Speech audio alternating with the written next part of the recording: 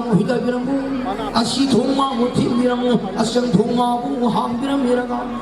Madugera Matung Tabu, Apavan, Vatam Watapa, the Pukin, the Tanda, Shahuma Homa Pari, Punshi, Vimun Samba, Napari, Namugayana, Pantu, Silvishina, Pudimata. We told them he must have my power pina Viramushi, Nashi, Pantu, the Torum Pering, how did you know your papa? I saw Angango Hundigan with an lovely and Magi Lamunshi, lovely and the machine for Viriva, Palemi, my Bima, Harima, Palemi, my Bima, Putiva the Lion Toe, Simuva, Palena, Pantorina, Tingalo, Tamaleka, Madam, Shang Yoshi. Put him Jerido Lion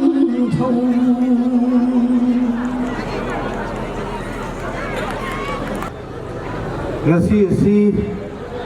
Manipur Yoina to Hajavai, Aduga Citizen Club Kisu, Tahi Yankin Manga, Sang Ramatamasi Sports, Festival Sepang Kokana Lapada,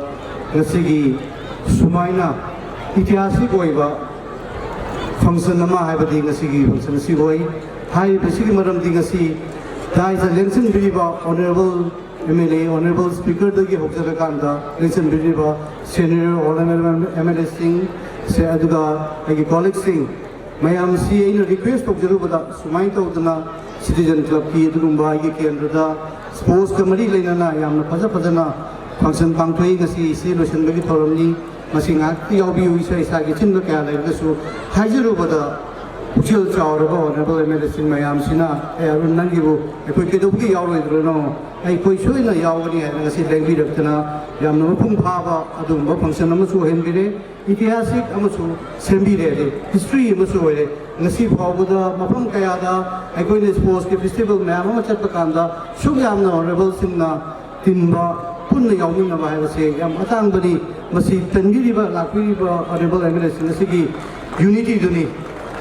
makogi dabakta ai kuba sutubiri hena hobu kuba amtanga nizani ina yam phumdagi yam nungai jai yam jawbuk cheningai sigumba colleagues singa punina rakanda thaba ama tawro kanda ai mayam yam unity leina thaba tuminabasi aigunda phangzabada aigunda dukimati nungai jaba dukimati aigunda chawthok saba phawjaba du mami kuba maninga sisi aduna koi wangkai kendra leiriba da maru ina citizen club na konbiriba daga da leiriba wangkai kendra ki prajar pudi maksu masigi ngasi phawriba aigunda phawriba wakalon se tinbiriba mayam puna maksu sunchoi choidana phawrong ngani haiba sai wakalon dai ina sa tawjai phawum ju thoi ai nai thamjage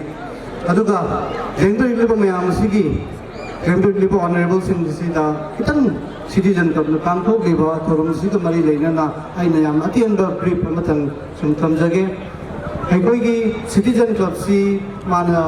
haiba de haibi laijare yankhei manga ral sule sportsman silapase aduga citizen club sinba sportsman si khali sports ta focus to na ke aikoi gi culture su yam phajana focus to kanda aikoi gi culture su yokan na bahona ba sports su yokan na bahona ba adugumba club amani aduna ni ngasi yausangi sports pangthok ki matamda aikoi na pana ga khaidokna kobru pana wangrel pana thangjing pana margin pana ga haidokna pana mari khaidok kanda aikoi kono si competition na si pangthoi asem bagi di iran na marom mod kanda hojike haiba pana gi sanglen su ko amam sarga nena pangthok puni atu iran na marom mod kanda andaki sanglen ju sajatre adugi mathakta culture gi amu yenga matung dang sing maksu video ni lagre riba honorable sing na hek changa pada thang ta na kaina kaudna khoi chena gi matung na aipin welcome to jaba mogung ok jaba pena gi ya kairol to ba duguma culture gi we ba jagoi mayam kaudna khoi pangthok jai sri sigi mathakta su aipoi gi yam phajaba citizen club ke tumu su lei masina kai no ai kan da citizen club gi da yamna phaba sport su mari leina ba lekai du ai an su mari leina ba akoina MLA trophy he na matam gi MLA dana sponsor to ba adugi ke trophy se kai no ai kan da social service competition hai ba pana mari si magi jaga poli खाइदोई जगह से नुमी नत्रग नुमी हमनी चुपना competition तौरकांदा Madhuda first तारकुदा MLA trophy है अखोगी case award कया अमसुपी अदुबु लाइबक्तिबदी हंदक्ति इरांग सिना मरम वरकांदा social service ती पांथोई अदुबु competition मक्ति थंद्रे Koyna अदु Mitcham चमना लुहेन ना नबो होनबा तो कंपटीशन नदि तौदबा सिगुम मयाम अमा अखोगी सिटीजन क्लब की पोजीशन बकांदा तौजी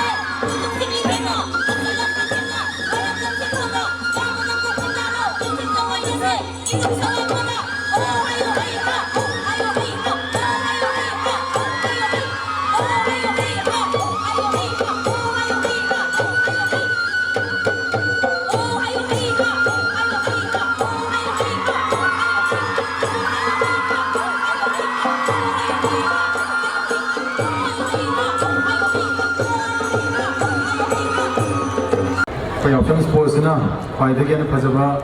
โวยมาเลยมาสิ่งที่มักจะสิ่งที่นำไปที่บ้านไหนก็ไม่ติดบุไอ้จับได้ทักทวงดุษย์เรามาไปวางไทยกีทำให้ไม่ได้ช่วยพี่บ้าไอ้ยามมาตามมารุ่นสู้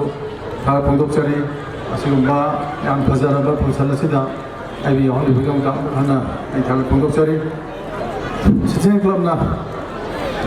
คนก็จะการดูเรื่องมาเลยअखोगी मतमगी मिरोना सोना होरदब अकाब लेगदब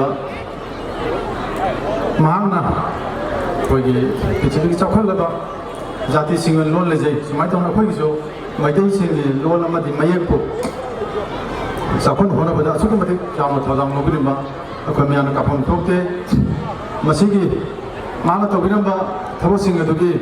मखा सरपना अखोगी दाइज खमीब हानगी असेंबली स्पीकर होने पंजाबद एक्स मिनिस्टर युना खेमचा इकाई खुनौसरी कई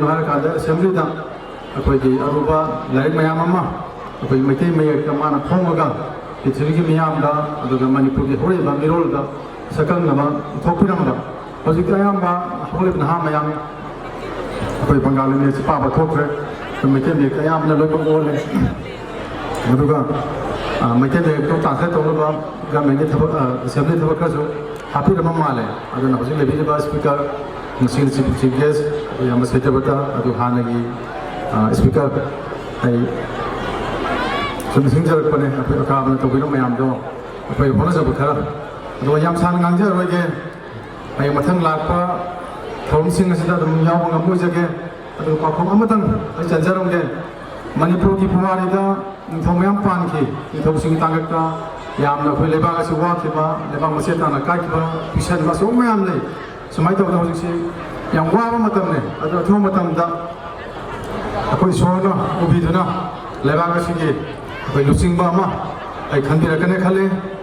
अदो आई पाखों चंजरगे अगोंदी यावे पुया ममिंग पल्लरोगे अदुगी पुयादु थाब मीदो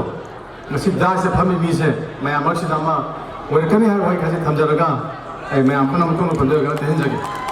कोनबीरीबा ईश्वरबू अथुब शांति हंजलकनबा मतें पांगबियो होइना खुरुमजरी लोइना यावसांगी मरीनी सुनबा असुगुम्बा फंक्शन असगी सिटीजन क्लब की संगलेन लेंजिनबिरीबा अहल लमन खुदिमकु अइना थाबलापना खुरुमजरी लोइना आई फमिनरीबा गसी औरमसगी चीफ गेस्ट ओइबिरीबा कोई मरो ऑनरेबल स्पीकर श्री सैतबता लोइना ऑनरेबल एमएलए खुदिमकुसु इकाई खुमदबुसरी लोइना प्रिंट अमदी इलेक्ट्रॉनिक मीडिया की चैनल पुनःकुसु आई लेखाई खुमदबुसरी थोइदोंना सही सानाबमीना सांगना हाइनिंगाइसु लेते अदो अखोई इनाउ आरुमना फोटोरपनी कोई खर यावसेना एने नंगना हाइबगी लोय हाइरो अदो सही आरुमगी बो ओदगदी कोई मयाम लोय लाकनी न लाकपने लोइसनजरकपदा यांखै मंगा सुबा एनुअल स्पोर्ट्स फेस्टिवल 2025 सी मपुंग फाना लोइसनबा अमदी लमदम सिगी लेबिरिबा लमनिसि नावइसाइसु खुदिमक टेक तकाइदना अना यावना लेबो इसनो एनि ईश्वर थमनि जरकांदा तेनजरी थागतसरी मसीगी थबम मसी अखुन याव लापमसंदा थमोइद खवाइदगी नुमाइबसी हेक्सन फंगा ट्रेडिशनल फॉर्म द लेबर अखुई इना की फिजे सेट बाय इचे सल अदगी इनाउसिंग थांगी फुथेक तौदना खरु तराम ओपिबा इकाई कुनो ओपिबा अतुकी मदिंग नोंगाइजे पेंजे अदुगा लोइना लोइना नगसिगी थरमसी होदोपदा ꯑꯩꯈꯣꯏꯒꯤ ꯏꯅꯥ ꯃꯔꯤ ꯂꯩꯅꯅ ꯁꯦꯔꯧ ꯏꯁꯩ ꯁꯦꯔꯧ ꯖꯒꯣꯏ ꯎꯠꯄꯤꯗꯅ ꯇꯣꯉꯥꯟ ꯇꯣꯉꯥꯟꯕ ꯃꯁꯛ ꯀꯌꯥ ꯑꯩꯈꯣꯏꯗ ꯎꯍꯟꯕꯤꯗꯅ ꯑꯁꯤꯒꯨꯝꯕ ꯐꯖꯔꯕ ꯀꯜꯆꯔ ꯑꯃ ꯂꯩꯔꯤ ꯑꯃꯁꯨꯡ ꯂꯩꯈꯤꯒꯅꯤ ꯍꯥꯏꯕꯗꯨ ꯇꯥꯛꯄꯤꯔꯤꯕ ꯑꯃꯁꯨꯡ ꯃꯗꯨꯕꯨ ꯁꯦꯝꯕꯤꯔꯤꯕ ꯁꯤꯇꯤꯖꯦꯟ ꯀ꯭ꯂꯕꯀꯤ ꯏꯆꯤꯟ ꯏꯅꯥꯎꯁꯤꯡꯕꯨ ꯑꯩ ꯍꯥꯏꯅꯤꯡꯉꯥꯏ ꯂꯩꯇꯅ ꯊꯥꯒꯠꯂꯤ ꯇꯨꯡꯗꯁꯨ ꯑꯁꯤꯒꯨꯝꯕ ꯊꯕꯛ ꯀꯌꯥ ꯇꯧꯗꯨꯅ ꯃꯅꯤꯄꯨꯔꯁꯤꯕꯨ ꯀꯟꯕꯗ ꯑꯆꯧꯕ ꯁꯛꯇꯝ ꯑꯃ ꯂꯧꯕꯤꯔꯛꯀꯅꯤ ꯍꯥꯏꯗꯨꯅ ꯊꯥꯖꯖꯩ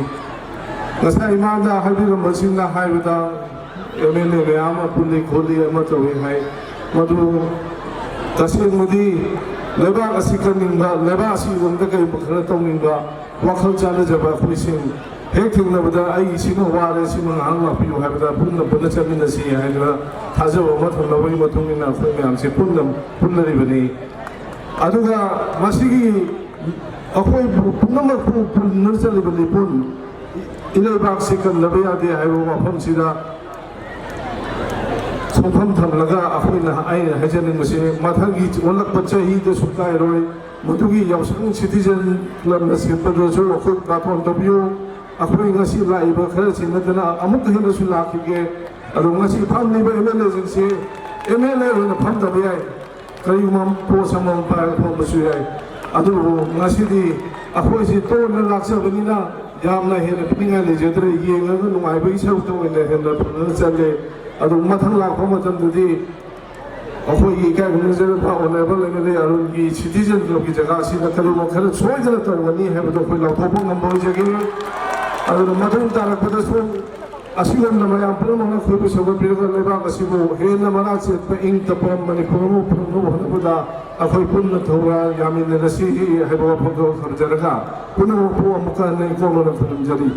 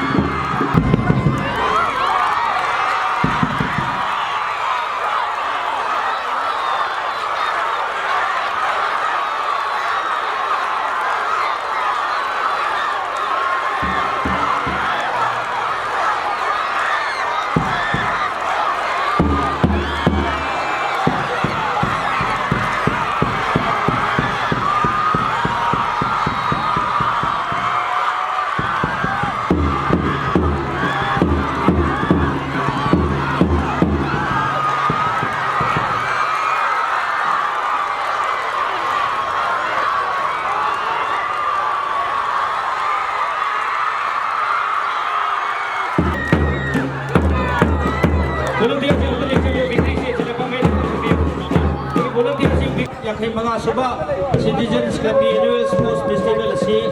matang asway na लोइसनजरे क्लोजिंग सेरेमनी फंक्शन मतुंगा मियामदा बीपीएलबा थांगदागी कुमाई उपिगनी लोइनना एंगुना तापिरबगी मतुंगिना नुपी युवा फुटबॉल सु थांगदागी मतुंगा पांथोकबिगनी एंगिरिलेबा क्वाइ खुदिमंगा पांथोकचगदरबा थोरमनि सिसु मियम ताबिनबा खागनजरी हुजिक क्लबकी प्रेसिडेंटना क्लबकी फिरान सिंथखरे पना लाखो मरीनसु पना पना की फिरान सिंथखरे मतुंगा क्लबकी फिरान असी मरीदा क्लबकी जॉइंट सेक्रेटरी मरीना पाइदुना पुरगा लाखपिगनी अदुगा पना पना की ओबा वॉलंटियर सिंगा पना पना की फिरान सिसु पाइदुना पुरगा लाखपिगनी माजिक पना की सु वॉलंटियर सिंग संपिरकनी ते पना की सु संपिरकली